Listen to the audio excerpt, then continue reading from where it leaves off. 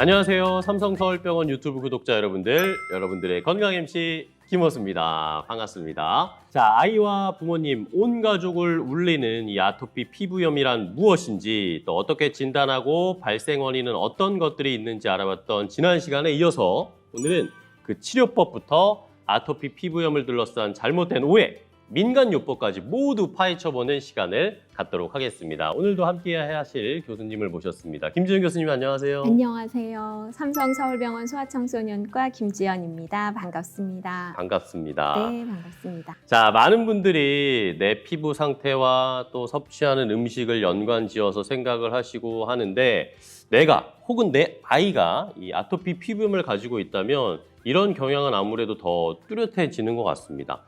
자, 아토피 피부염이 있는 사람은 역시 음식을 좀 가려 먹는 게 좋을까요? 뭐 돼지고기나 밀가루나 이런 음식은 일단 제한하고 보는 게 맞는지 이런 것도 궁금하네요. 아니요, 꼭 그렇지 않습니다. 아닙니까? 네, 아닙니다. 아무래도 아토피 피부염이 있으면 면역이 예민해지기 때문에 식품 알레르기를 같이 가지고 있는 경우가 많기는 합니다. 실제로 심한 아토피 피부염이 있는 아이들의 한 반 이상에서 식품 알레르기가 같이 있기도 하고요. 그렇지만 식품 이외에도 아토피 피부염을 나쁘게 하는 요인들은 너무 많이 있습니다. 아이가 먹는 음식은 아토피 피부염의 여러 가지 악화 요인 중에 단지 한 가지일 뿐입니다. 그리고 돼지고기 말씀하셨는데 소고기, 닭고기, 돼지고기와 같은 육류는 흔한 알레르기 원인 음식이 아닙니다. 아토피가 심한 아이들도 육류에 반응을 보이는 경우는 매우 적습니다. 또 아이들마다 반응이 나오는 음식이 서로 다르기 때문에 아토피 피부염을 앓았던 옆집 아이가 계란을 못 먹는다고 해서 우리 아이도 똑같이 못 먹는 게 아닙니다.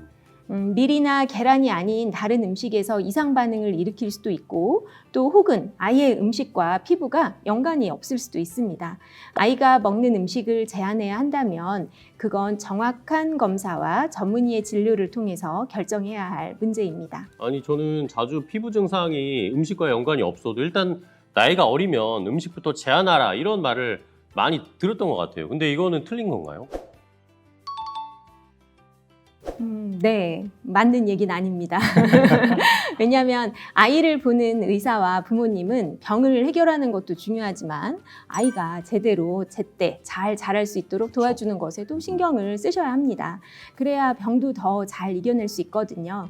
이 사실을 인지하고 있는 전문가라면 나이가 어린데 피부에 문제가 있다고 해서 가능한 음식부터 제한해라 이런 조언을 하진 않습니다. 자라나는 아이에게 이 섣불리 또 막연하게 어떤 음식이 안 좋으니까 뭐 제한하자 이런 식으로 해서는 안 된다라는 말씀이시군요.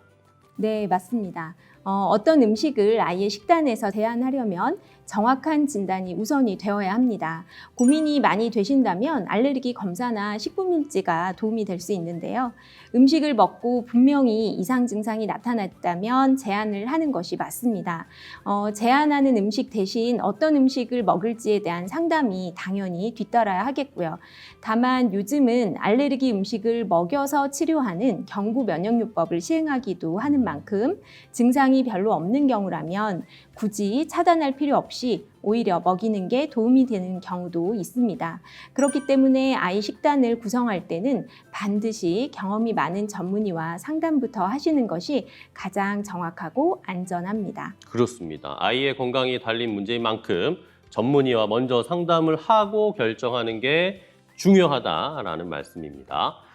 자, 교수님, 그럼 이제 정말 많은 분들이 가장 궁금해하실 겁니다. 이걸 좀 알아봐야 될 텐데, 이 아토피 피부염 치료는 도대체 어떻게 해야 되나요? 증상의 정도에 따라서 단계별로 치료를 하게 되는데요. 네. 보통 3단계 혹은 4단계로 나눕니다. 먼저 1단계는 약물 사용 없이 식품, 주거 환경, 피부 관리, 심리 관리 등을 통해서 치료하는 단계입니다. 아이들에게 피부 증상이 있든 없든 상관없이 일상생활에서 매일 항상 관심을 기울여서 관리해야 하는 단계이기도 합니다. 이 첫 번째 단계에서 관리만 충분히 잘해도 아토피 피부염 증상이 많이 호전돼서 약물 치료를 줄일 수 있는 경우가 있습니다. 일상생활에서 어떤 부분을 어떻게 관리해야 하는지 몇 가지 짚어드리자면 우선 실내 온도와 습도를 철저하게 관리하셔야 합니다. 온도는 너무 높지 않게 습도도 40에서 50% 정도로 유지해야 합니다. 매일 약산성 세정제로 목욕도 꼼꼼하게 시키셔야 하고 보습도 하루에 3-4번 이상 자주 해주셔야 합니다. 아이의 피부 증상과 연관이 되는 식품이나 물질, 반려동물이 있다면 모두 철저히 관리해야 하고 가족들의 금연 역시 매우 중요합니다. 실내 공기질 관리는 뭐 두말할 필요도 없이 중요하겠죠. 그렇네요. 생각보다 이 세심하게 신경 써야 되는 게 좀 많기는 한데 그래도 내 아이를 위해서라면 충분히 또 해낼 수 있는 부분이기도 하겠죠. 자, 그런데 만약에 부모님들께서 이렇게 노력을 하시고 관리를 잘 해주셨음에도 불구하고 증상이 조절이 잘 안 되면 어떻게 해야 돼요? 그때부터는 약물 치료를 하게 됩니다. 증상이 나타나는 곳에만 부분적으로 스테로이드 연고나 국소 칼시누린 억제제 같은 바르는 약을 사용하거나 가려움증, 감염에 대해서 치료하는 2단계 관리를 해주는 거죠. 근데 제가 듣기로는 이 스테로이드 약물은 부작용이 좀 있다라고 하던데 이거를 아이들에게 사용하면 너무 좀 독하지 않을까 걱정도 됩니다. 그런 질문을 많이 받습니다. 네. 근데 아토피 피부염은 만성 알레르기 염증에 의한 질병이거든요. 따라서 염증의 치료는 아토피 피부염 치료의 근본이 됩니다. 염증에는 스테로이드 약물이 가장 확실한 치료제로 알려져 있는데요. 그래서 아토피 피부염만이 아니라 류마티스 질환이라든지 경과가 좀 좋지 않은 여러 염증 질환에서 이런 병의 진행을 막기 위해 많이 사용되고 있습니다. 부분적으로, 즉 국소적으로 사용하는 이런 약한 스테로이드는 전신적으로 흡수되어서 문제를 일으키는 경우가 별로 없습니다. 그래서 크게 걱정하지 않으셔도 됩니다. 그렇군요. 근데 물론 교수님 말씀처럼 이 전문의의 조언과 처방에 따라서 아이들에게 이 스테로이드 연고를 사용해야 한다면 받아들이는 부모님들도 계시겠지만 그래도 또 걱정이 돼서 부작용이 너무 걱정이 돼서 이걸 거부하시는 경우도 있으실 것 같아요. 네, 실제로 제가 스테로이드 연고를 처방하겠다 이렇게 말씀드리면 부작용을 지나치게 생각하시거나 어디서 과장된 정보를 접하시고 펄쩍 뛰는 부모님들도 계십니다. 스테로이드 약물은 염증 질환에 사용된 역사가 아주 오래된 약입니다. 그래서 그 효과와 부작용이 잘 알려져 있는데요. 전문의의 감독 아래에서 이런 단계가 낮은 스테로이드 연고를 적절하게 사용하면 부작용 걱정 없이 치료를 잘할 수 있는 경우가 많습니다. 인터넷에서 어떤 목적을 가지고 작성되었는지 알 수 없는 글이나 동영상을 무작정 믿으시는 것보다는 아이를 담당하는 전문의의 의견에 귀를 기울여 주시는 것이 바람직하겠죠. 다만 이런 스테로이드로 해결이 되지 않는 심한 아토피 피부염의 경우에는 스테로이드 대신에 사용할 수 있는 약들도 요즘 많이 개발이 되어 있습니다. 그래서 진료를 보시면서 이 부분을 함께 상담을 받아보시는 것도 좋을 것 같습니다. 네. 부모님이 여러 매체를 통해서 알아보시는 것만큼 또 그 이상으로 이 아이에게 사용되는 약물에 대해 숙지하고 있는 게 또 전문이니까요. 이 특정 약물 처방에 걱정도 되고 거부감이 들기도 하시겠지만 전문가의 이 심사숙고 끝에 내린 처방이라면 믿고 따라주시는 게 또 우리 아이를 위한 일이다라고 생각을 하셔야 될 것 같습니다. 진료실에서 아이들 엄마한테 엄마 힘드셨죠? 이렇게 물어보면 그 자체만으로도 후두둑 눈물을 보이는 분들이 좀 계십니다. 그런 힘든 심정이 그대로 저도 느껴져서 마음이 많이 아프거든요. 아토피 피부염은 하루아침에 치료되는 질환이 아니고 적어도 2-3년 이상 꾸준히 관리해 주셔야 합니다.